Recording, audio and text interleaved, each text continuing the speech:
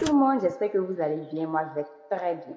Alors aujourd'hui, on parlera de certaines choses, de certaines attitudes, de certains comportements qui peuvent te faire, qui peuvent te rendre banal, qui peuvent baisser ton estime de soi vis-à-vis des autres, qui peuvent te faire baisser en dignité.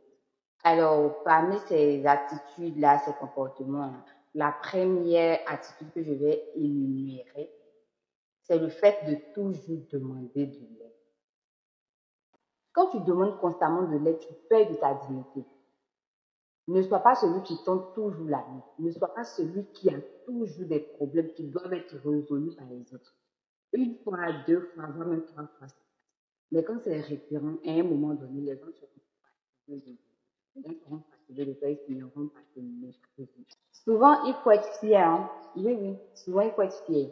Ne sois pas celui qui a toujours des problèmes d'argent, toujours des problèmes de cours, toujours des problèmes de travail. Ne sois pas celui à qui on doit toujours donner des conseils. Ne sois pas celui à qui on doit toujours, celui qu'on doit toujours dépanner.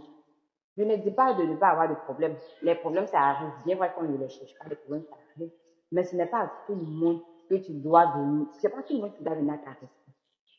C'est pas tout le monde qui doit connaître tes soucis.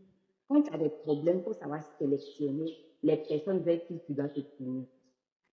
Sinon, à force de te tourner vers tout le monde et n'importe qui, tu finis par baisser en estime, tu finis par baisser en dignité, tu finis par être bon. La deuxième des choses, c'est le fait d'être creux.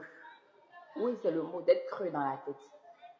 De faire les débats stériles, de ne pas savoir argumenter, de ne pas être cohérent dans ses propos. Lorsque tu prends la parole, il faut que tes propos soient cohérents. C'est-à-dire quand tu quittes du point A, tu dois aller au point B, ensuite du point C, ainsi de suite. Mais il y a de ces personnes-là, lorsqu'elles ouvrent la bouche, tout ce qu'elles disent, ça part dans tous les sens, elles se perdent dans ses propos. Finalement, tu passes pour quelqu'un de pas réfléchir, tu passes pour quelqu'un de banal, tu passes pour quelqu'un de... Tu baisses en estime, tu baisses en dignité. Il faut savoir à quel moment ouvrir la bouche, pour quel sujet ouvrir la bouche, avec qui ouvrir la bouche. Parce que ce que tu diras aujourd'hui pourra être retenu contre toi demain, ou ce que tu vas dire aujourd'hui va te faire passer pour quelqu'un de pas intelligent. On dit quoi? Une personne a l'air intelligente jusqu'à ce qu'elle ouvre la bouche.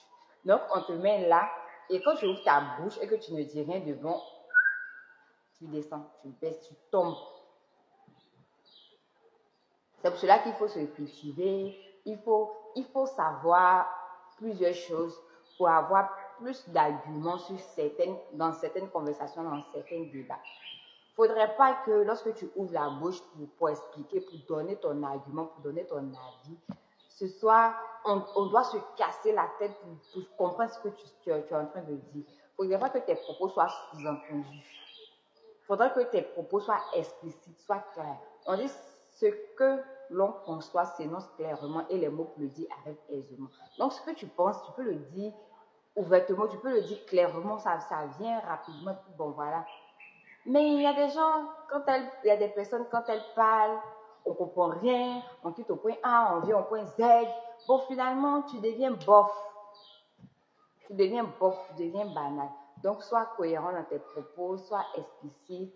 S'il faut parler doucement pour te faire comprendre, pas doucement pour te faire comprendre. S'il faut parler lentement pour te faire comprendre, pas lentement pour te faire comprendre, c'est mieux. Il faut savoir dire certaines choses, savoir à quel moment dire certaines choses.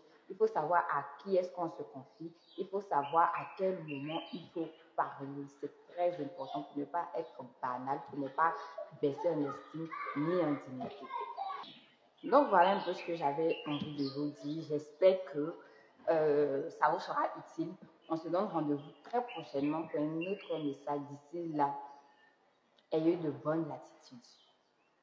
Bisous.